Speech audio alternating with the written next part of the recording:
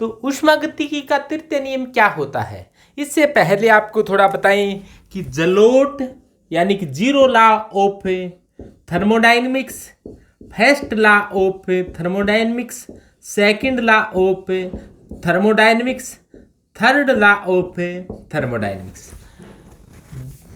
Zero law of thermodynamics यानी कि ऊष्मागतिकी का शून्याङ्कीय नियम में क्या बताया गया कि यदि कोई दो निकाय किसी तीसरे निकाय के साथ अलग अलग से ऊष्मीय साम्य में है तो वो आपस में ऊष्मीय साम्य में होते हैं। यह ताप की अवधारणा को बताता है। ऊष्मागतिकी का पहला नियम बताता है कि किसी निकाय को यदि जितनी ऊष्मा दी जाती है, कुछ ऊष्मा उसकी आंतरिक ऊर्जा परिवर्तन के काम व शेष ऊष्मा उसके कार्य में काम आ जाती है। तो यहाँ पर बताया गया कि डेल्टा क्यू बराबर क्या होता है, D U plus P D V होता है।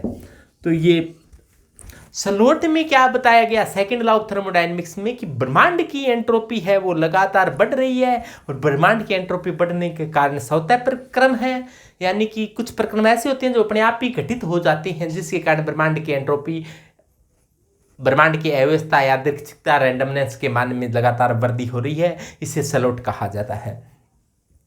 इसमें कुछ बताया गया, केल्विन ने बताया कि ऐसा इंजन नहीं बनाया जा सकता जिसकी दक्षता 100% हो। क्लासियस ने ऐसा बताया कि ऊष्मा है वो स्वतः ही निम्न टेम्परेचर से उच्च टेम्परेचर की ओर नहीं जा सकती।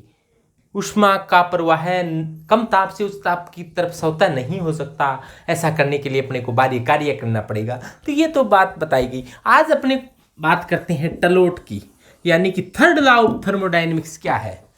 तो इसमें बताया गया कि पूर्णतः शुद्ध क्रिस्टलीय ठोस पदार्थों की एंट्रोपी परम शून्य ताप पर शून्य होती है।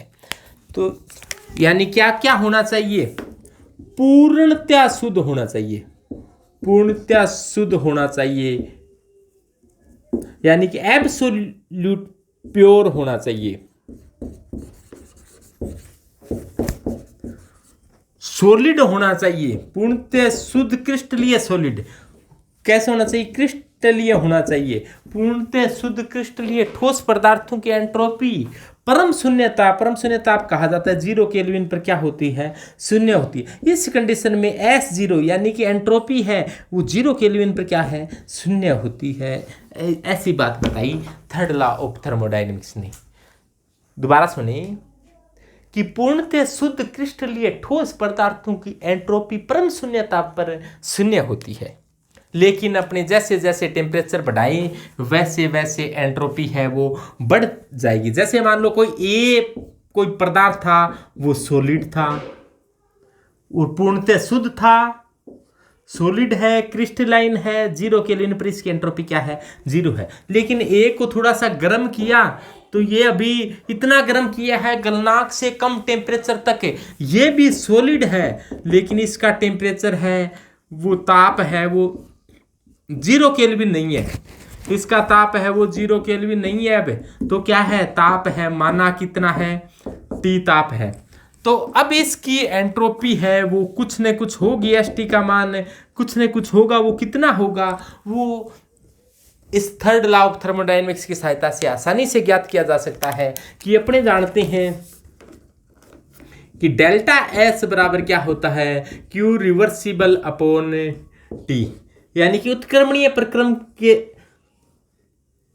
Q रिवर्सिबल का मतलब क्या है, उत्क्रमणीय प्रक्रम को दी गई ऊष्मा या उत्क्रमणीय प्रक्रम से बाहर निकली ऊष्मा है, यानी कि ऊष्मा परिवर्तन कितना हुआ है और यह घटना किस टेम्परेचर पर हुई है, उसका अनुपात होता है वो एंट्रोपी के इक्वल होता है। तो यहाँ पर डेल्टा एस कितना है, पहले 0 थी अब वह क्या है, अब ज्ञात करना चाह रही है तो यहाँ पर डेल्टा एस आ जाएगी ST minus S0। Q reversible उत्क्रमणीय प्रक्रम के लिए यदि निर्दाब पर दी गई ऊष्मा की बात करें तो निर्दाब पर दी गई ऊष्मा होती है वो आप जानते हो CP, DT होती है T टेम्परेचर है। DT ताप में कितना परिवर्तन हुआ है वो अपने कहते हैं कि 0 केल्विन से बात शुरू हुई और T केल्विन तक के बात पहुंची है। तो यहाँ पर 0 केल्विन से T ताप पर है, तो ये क्या हो जाएगी, ये मुख्य रूल हो जाएगा S T minus S zero बराबर, ये सभी के लिए लागू होता है। यदि इस समीकरण पर यदि टलोट लागू हो, टलोट का मतलब है कई प्रकार के लोट बताइए आपको, जलोट, फलोट, सलोट, टलोट। टलोट का मतलब थर्ड लॉ ऑफ थर्मोडायनेमिक्स। तो थर्ड लॉ ऑफ थर्मोडायनेमिक्स लागू हो तो एस जीरो का मान क्या होता है थर्ड लॉ के लिए? जीरो।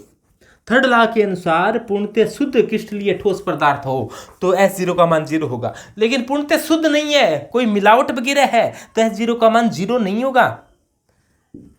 तो वहां पर फिर अवशिष्ट एंट्रोपी आ जाएगी। अवशिष्ट एंट्रोपी के वीडियो में आपको बताया था कि अवशिष्ट एंट्रोपी क्या होती है। तो यहां पर एस जीरो का मान तब भी जीरो होगा जब पूर्णतः शुद्ध हो, क्रिस्टलीय हो और टेम्परेचर 0 केल्विन हो, तो ये मान क्या हो जाता है? जीरो हो जाता है। बाकी के लिए जीरो नहीं होता, बाकी के लिए रहेगा। तो एस टी का मान हो जाएगा ये। तो एस टी का मान क्या आ जाएगा? CP/DT बटे टी, 0 से टी, टेम्परेचर केल्विन में लेना है। तो ये एस टी यहाँ अर्थात निरपेक्ष एंट्रोपी ज्ञात की जा सकती है। निरपेक्ष का मतलब किसी के सापेक्ष नहीं है, सीधी एंट्रोपी है। एंट्रोपी में परिवर्तन नहीं है। अपने कहा था कि एंट्रोपी में परिवर्तन ज्ञात करना बड़ा आसान काम है, एंट्रोपी ज्ञात करना आसान काम नहीं है। लेकिन थर्ड लॉ ऑफ थर्मोडायनेमिक्स की सहायता से एंट्रोपी ज्ञात की जा सकती है। एंट्रोपी में परिवर्तन नहीं है, ये सिंपल एंट्रोपी आ गई है, क्योंकि परम शून्य ताप पर शुद्ध क्रिस्टलीय पदार्थों की परम शून्य ताप पर तो मान शून्य होता है। तो इससे अपने को निरपेक्ष एंट्रोपी, यानी कि ये डाटा है वो किसी के सापेक्ष नहीं है, निरपेक्ष एंट्रोपी की गणना की जा सकती है। तो ये होता है ऊष्मागतिकी का तृतीय नियम, यानी कि पूर्णतः शुद्ध क्रिस्टलीय ठोस पदार्थों की एंट्रोपी परम शून्य ताप पर शून्य होती है, बताता है।